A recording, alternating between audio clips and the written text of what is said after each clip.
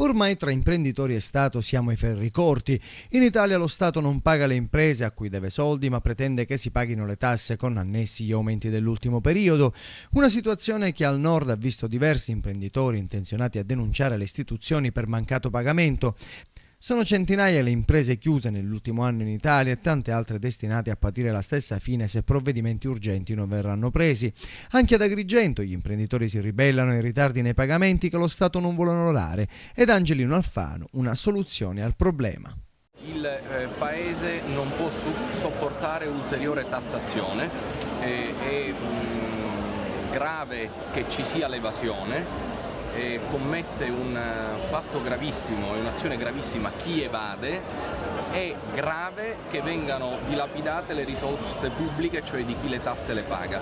Quindi noi abbiamo questa idea: per gli imprenditori che hanno maturato un credito nei confronti dello Stato, noi proporremo che se lo Stato non paga, loro, gli imprenditori, non paghino le tasse fino all'ammontare del credito vantato nei confronti dello Stato, se no che Equi Italia è una Italia che ha un'agenzia di riscossione velocissima nel riscuotere e uno Stato lentissimo nel pagare.